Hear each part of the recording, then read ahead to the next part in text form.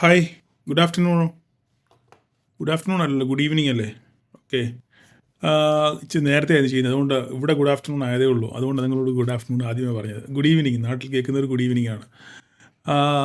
Mid cap ഡോക്ടറിൻ്റെ post market and pre മാർക്കറ്റിലേക്ക് എല്ലാവർക്കും സ്വാഗതം. അപ്പോൾ ഇന്ന് നമ്മൾ രണ്ട് ട്രേഡ് എടുത്തു. പിന്നെ പല പല ട്രേഡുകളും പലരും എടുത്തു, ഒളിഞ്ഞിരുന്നും തെളിഞ്ഞിരുന്നും ഒക്കെ. അപ്പം നമ്മൾ എന്താണ് പറഞ്ഞത്? ആദ്യം നമുക്ക് മാർക്കറ്റിലേക്ക് വരാം. ആദ്യം ഒരു മാർക്കറ്റ് സമ്മറി പറയാം. മാർക്കറ്റ് സമ്മറി എന്ന് പറഞ്ഞു കഴിഞ്ഞാൽ, മാർക്കറ്റിൽ ഇപ്പം നിലവിൽ ഒരു അൺസർട്ടണിറ്റിയാണ്. ഓക്കെ. അൺസർട്ടണിറ്റിയുടെ കാരണം എല്ലാവർക്കും അറിയാം. ഞാൻ ഈ ക്യാപ്ഷനിൽ കാണിച്ചതുപോലെ ട്രേഡ് വാറാണ്. അപ്പം ട്രംപിൻ്റെ ഈ കടുംപിടുത്തം എത്രത്തോളം മുന്നോട്ട് പോകും എന്ന് കണ്ടറിയണം, ആരെയൊക്കെ ബാധിക്കുമെന്ന് കണ്ടറിയണം.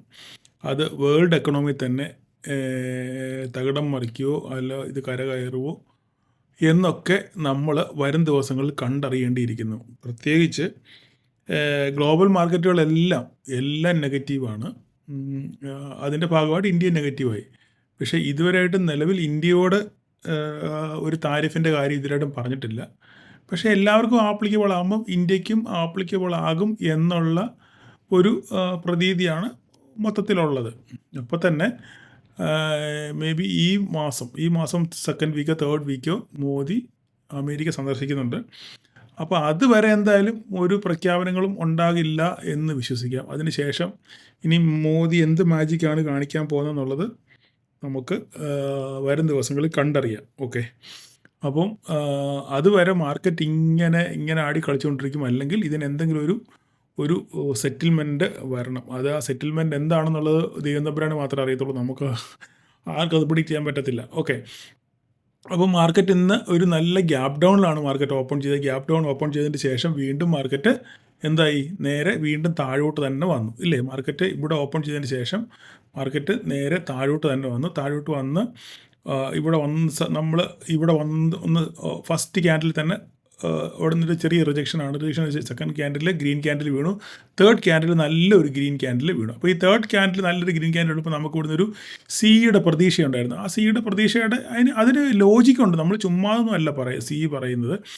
നമുക്ക് അതിനൊരു ലോജിക്കുണ്ട്, ഇല്ലേ? ഇത് ഇവിടെ ഒന്ന് ഫസ്റ്റ് ഒരു ക്യാൻഡിൽ വീണു, അതിന് ശേഷം വന്നൊരു നല്ലൊരു ക്യാൻഡിൽ, ഇല്ലേ? നല്ലൊരു ക്യാൻഡിൽ. അപ്പം ഈ ക്യാൻഡിലെ നമ്മൾ കണ്ടുകൊണ്ടാണ് നമുക്ക് അടുത്ത ഒരു പോകാം എന്ന് പറയുന്നത്. അപ്പോൾ തന്നെ നമ്മൾ സ്റ്റോപ്പ് ലോസ് പറഞ്ഞത് എവിടെയാണ്? സ്റ്റോപ്പ് ലോസ് ഇതാണ്. സ്റ്റോപ്പ് ലോസ് പറഞ്ഞത്, ഇല്ലേ? ഇതിൻ്റെ ഈ വിക്ക് ഈ ക്യാൻഡിലിൻ്റെ ബോട്ടം. ഓക്കെ.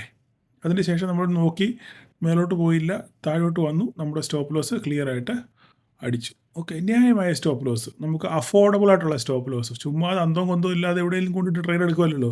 നമുക്ക് എന്താണ്? നമുക്കൊരു എൻട്രി ഉണ്ട്, ഇല്ലേ? നമുക്കിവിടെ ഒരു എക്സിറ്റും ഉണ്ട്, ഇല്ലേ? രണ്ട് കാര്യം നമുക്കിവിടെ ഉണ്ട്. അത് വളരെ നോമിനലായിട്ടുള്ള ലോസിൽ നമുക്ക് ഇവിടുന്ന് ഇറങ്ങിപ്പോവാൻ പറ്റും. ഓക്കെ. നമ്മളങ്ങനെ തന്നെ ഇറങ്ങി, ഞാനും ഇറങ്ങി. ഞങ്ങളെ കാണിച്ചല്ലോ. നിങ്ങളെടുത്ത ട്രേഡ് തന്നെ ഞാനും എടുത്തു. നേരെ നമ്മൾ ഇറങ്ങിപ്പോയി. ഓക്കെ. SL അടിച്ചു കലാസ് കഴിഞ്ഞു. രണ്ടാമത് നമ്മൾ ഇവിടുന്ന് ട്രേഡ് എടുത്തു. ഞാൻ പറഞ്ഞത് ഇവിടുന്ന് ഞാനൊരു ട്രേഡ് എടുത്തു എന്ന് ഞാൻ പറഞ്ഞു. ഓക്കെ. അതിനുശേഷം മാർക്കറ്റ് അവിടുന്ന് നേരെ എങ്ങോട്ട് പോയി? നേരെ മുകളിൽ പോയി ഇവിടെ എത്തി. ഈ പോയിന്റ് നമ്മുടെ പോയിന്റ്. ഓക്കെ. ഈ പോയിന്റ് അപ്പർ പോയിന്റ്. ഈ പോയിന്റ് വന്നപ്പോൾ നമ്മൾ സുന്ദരമായിട്ട് ഇവിടുന്ന് ഇറങ്ങി. ഇവിടുന്ന് ഏകദേശം എത്ര പോയിന്റ് കിട്ടി? 313. ഏകദേശം ഒരു 80 പോയിന്റോളം നമുക്ക് ഇവിടുന്ന് കിട്ടി. 80 പോയിന്റാണ് ഒരു 40 പോയിന്റ്, 35 പോയിന്റ് നമുക്ക് എന്തായാലും ഇവിടുന്ന് ഈസി ആയിട്ട് കിട്ടി. ഞാൻ നിങ്ങളെ കാണിച്ചു. നിങ്ങൾ ഈ രണ്ട് ട്രേഡ് നിങ്ങളെ ഞാൻ എടുത്തത് ഞാൻ കാണിച്ചു, ഇല്ലേ? അപ്പോൾ നമുക്കതിനകത്ത് മറച്ചു വെക്കാനൊന്നുമില്ല. അപ്പോൾ നമ്മളവിടെ നിന്ന് ഇറങ്ങി. അതിന് ശേഷം വീണ്ടും എടുത്തവരുണ്ട്. താഴെ വന്നപ്പോൾ വീണ്ടും എടുത്തു. വെളിയിൽ പോയവർ അങ്ങനെ എടുത്തവരൊക്കെ ഉണ്ട്. ഓക്കെ. അതൊക്കെ നിങ്ങളുടെ മനോധൈര്യവും നിങ്ങളുടെ ആ ട്രേഡ് സെറ്റപ്പ് വെച്ച് ഒക്കെ നിങ്ങൾ എടുത്തു, പ്രോഫിറ്റ് എടുത്തവരെടുത്തു. അത്രമാത്രമേ എനിക്ക് പറയാനുള്ളൂ. ഓക്കെ. അപ്പം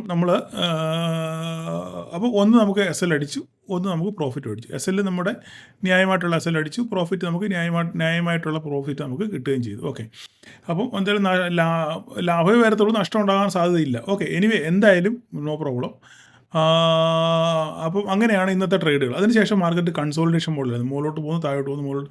കാരണം മാർക്കറ്റിന് എങ്ങോട്ട് പോകണം എന്നുള്ളൊരു ഡയറക്ഷൻ ഇല്ല. കാരണം ഈ വാർ ഇങ്ങനെ നിൽക്കുന്നതുകൊണ്ട്, ഈ ട്രേഡ് പ്രശ്നം ഒക്കെ ഇങ്ങനെ നിൽക്കുന്നത് കൊണ്ട് മാർക്കറ്റ് എങ്ങോട്ട് പോകണം എന്ന് ഒരു പിടുത്തമില്ല നിൽക്കുക. അത് മാത്രമല്ല US ഫ്യൂച്ചേഴ്സും ഭയങ്കരമായിട്ടും പൊട്ടി നിൽക്കുക. 600 പോയിൻ്റ് US ഫ്യൂച്ചേഴ്സ്, ഡൗ ജോൺസ് പൊട്ടി നിൽക്കുകയാണ്. അത് നാസ്ഡാക്ക് ഒരു 400-450 പോയിൻറ്റോളം രാവിലെ ഉണ്ടായിരുന്നു.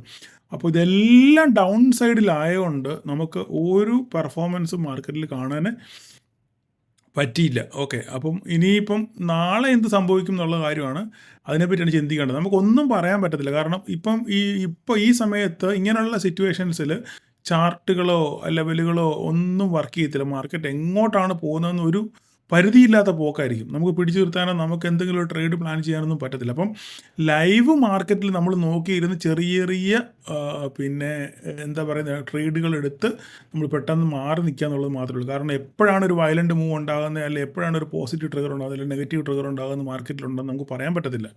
അപ്പോൾ അതുകൊണ്ട് എല്ലാവരും ഈ ദിവസങ്ങളിൽ ട്രേഡ് ചെയ്യുന്നവർ വളരെ സൂക്ഷിച്ച് കണ്ട് മാത്രം നിങ്ങൾ ട്രേഡ് ചെയ്യാൻ ശ്രദ്ധിക്കുക. ഓക്കെ, അപ്പം നമുക്ക് നാളെ നമുക്ക് എന്താണ് സംഭവിക്കാൻ നോക്കാം. അപ്പോൾ ഇനിയിപ്പം നമുക്ക് ഇതിനകത്തിൽ ഈ ലെവൽ അതുപോലെ തന്നെ നിന്നോട്ടെ. പക്ഷേ ഈ ലെവലുകൾ നമുക്ക് ഇത് ഇൻവാലിഡായി.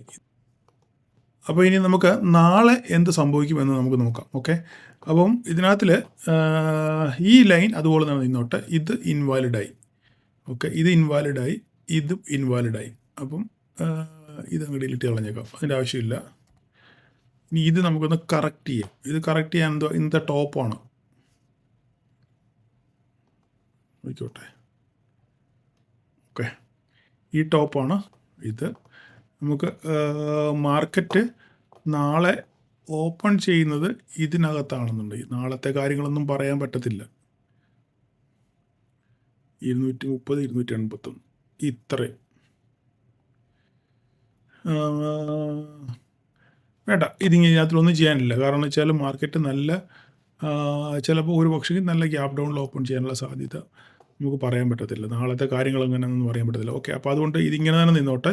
ഇതിന് മാറ്റങ്ങളൊന്നും വരുത്തണ്ട. ഇത് 2 ബ്ലൂ ലൈൻ, അപ്പുറത്ത് ഈ 2 ലൈനാണ് പ്രധാനപ്പെട്ട 2 ലൈൻ. ഓക്കെ, അപ്പം അതിന് ശേഷം ബാക്കി ഇവിടെ ഞാൻ വരച്ചിട്ടിട്ടുണ്ട്. ഇതിനകത്ത് വേറെ മാറ്റങ്ങളൊന്നും വരുത്താനില്ല. മോളോട്ട് ഇത് തന്നെയാണ്, മാറ്റങ്ങളൊന്നുമില്ല. നമുക്ക് മാറ്റം വരുത്താനില്ല.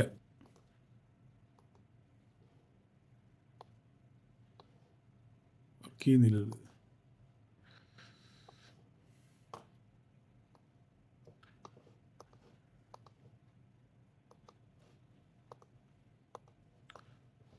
ഓക്കെ, ഇവിടുന്ന്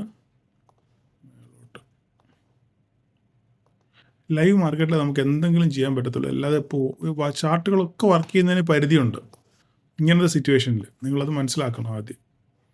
ഓക്കെ, ബാക്കി എല്ലാം അതുപോലെ തന്നെ ഇവിടെ കിടപ്പുണ്ട്. നിങ്ങൾക്ക് ലൈൻ ഓൾറെഡി എല്ലാം കിടപ്പുണ്ട് അവിടെ. ഓക്കെ, അതൊക്കെ അവിടെ നിന്നോട്ടെ. അപ്പോൾ നമുക്ക് നാളെ താഴോട്ടാണെന്നുണ്ടെങ്കിൽ ഇത് ഇവിടുന്ന് ഇങ്ങോട്ട്, ഫസ്റ്റ് ഇങ്ങോട്ട്,